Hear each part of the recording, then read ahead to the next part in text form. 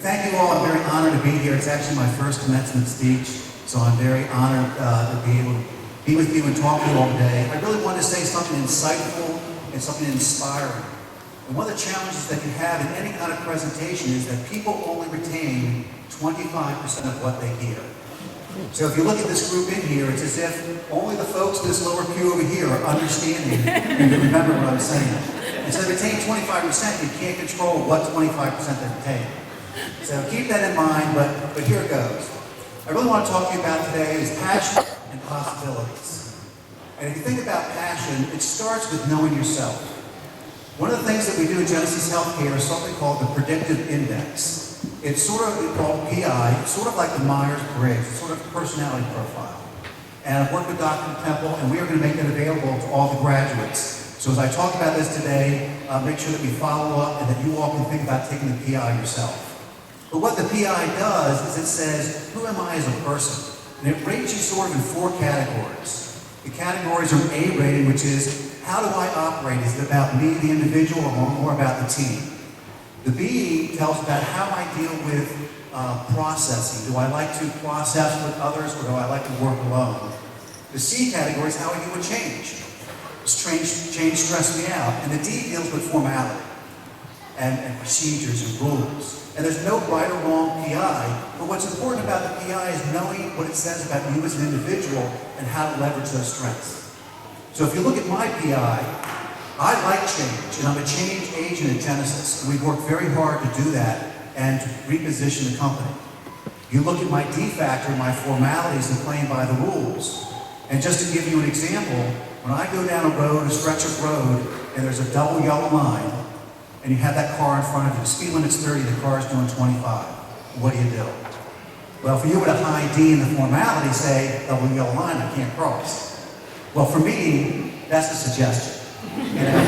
So I do pass. If it's safe, it's a suggestion. I know the rules, so I know it makes a lot of healthcare workers very nervous, and it should be because you're dealing with patients' lives. But to me, with a low D, it's a suggestion. I will pass that car. Now the cop that pulled me over is a high D.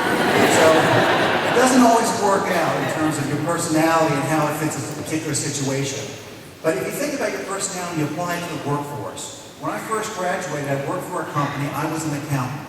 I would go in every day, and my job was to reconcile deliveries of gasoline between my company, Crown Central Petroleum, Exxon, and Mobil, and so forth. And we'd have thousands of gallons that we'd have to reconcile. And I'd have this stack of tickets on my desk. And I have a low D, so this is a nightmare to me. Literally, I'd wake up at night dreaming about numbers. So what did I do? I would call my peers, the other company, and say, let's just split the difference. Right? So, again, lack of formality, but I was not happy in that job. I could not be passionate in that job. And so, again, when you think about how you're going to pursue and what you're going to pursue, be passionate about it. You have to have something that keeps you up at night in a positive way. Something that thinks about the possibilities of where you can go and what you can accomplish. You think about, again, some of the folks in sports in terms of what they've accomplished. My passion in life is basketball. And we did a little trash talking about basketball. But, you know, I'm 6'1", so what do?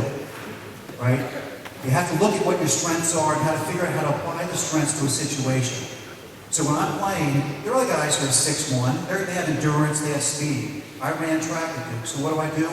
I use my strengths and my passion, and I take on the big guys. And why do I do that? Because typically the big guys, no offense to them, we're a couple of them here, but they get tired running up and down the court. And I can be the Energizer Bunny, and I can be the first down the court in position for a breakaway. I get a little nod of no, that doesn't happen. But I can be down the court, and I can be back, and I can be in position, and I can leverage my strengths, which are my speed and endurance, or which were my speed and endurance. And so what happens to a guy who's 6'9", 6'10", and they're tired? They bend over. How tall are they? 6'1", I can guard them. So it's understanding the situation and applying those principles to the situation. Think about history and what has happened throughout history. A lot of you weren't born, but you think about the early 1970s, and again, sports, high jump. When you did the high jump, you landed in a pit, and the pit was made of sawdust. So what was the most important thing in the high jump? Land safely, because that's how you get hurt, landing in the sawdust. Well, in the early 70s, we started having these huge foam pits. So it didn't make any difference about the landing. You were going to be okay, you were going to be safe. So what did that do? It opened up possibilities to change the approach. There's something, a gentleman by the name of Dick Fosbury. He created the Fosbury Flock. Completely changed the way that he approached because of a change in the environment. Again, think about that. Think about what's going on in our environment. Other examples, Chris Evans. Tennis rackets were changing. More and more power. What did she do? She went to a two-handed backhand so that she could get control of that power. And people said, no, it's not going to work because you really showed me you swing by 6 inches. She went on to have 6 years of #1 ranking. So again, see the potential, see what's changing in the landscape around you.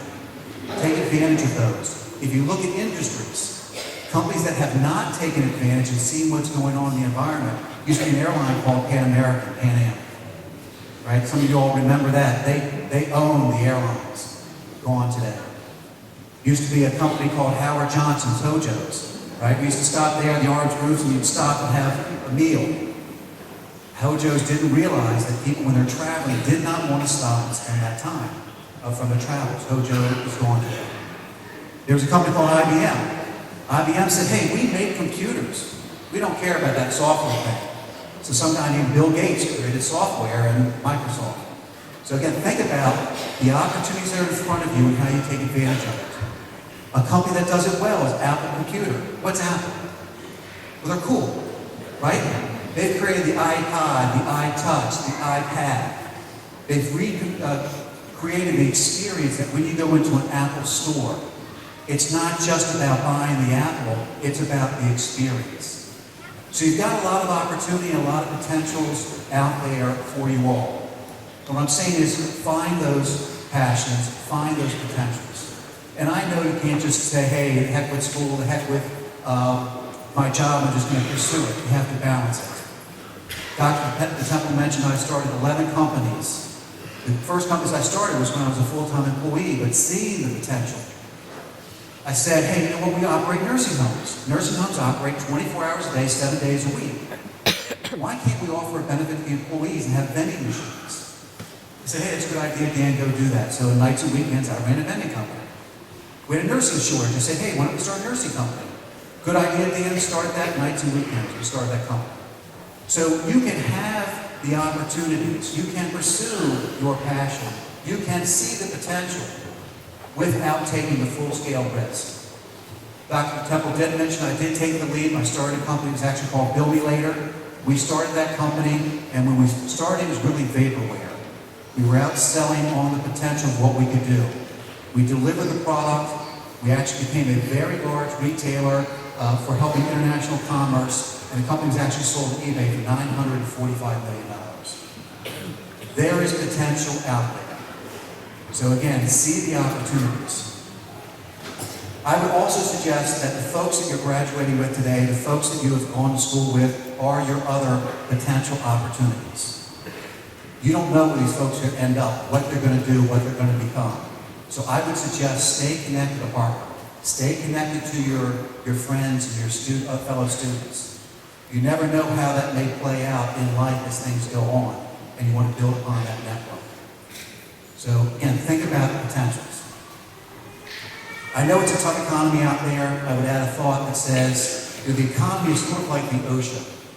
And the ocean sometimes is nice. You got the gentle rolling waves. Sometimes you got a rip current, cross tides. Sometimes you have a tsunami.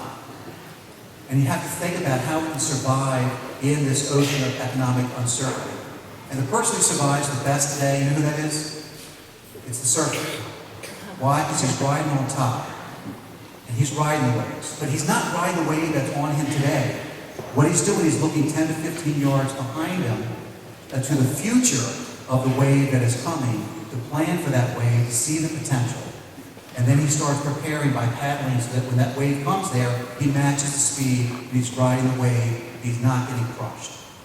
So again, I ask you to find your passion, think about the potential that's out there and pursue it. I'll leave you all with a quote. Don Quixote once said, some people see life as it is and say, why? Other people see life as it could be and say, why not? Congratulations, graduates. Thank you very much.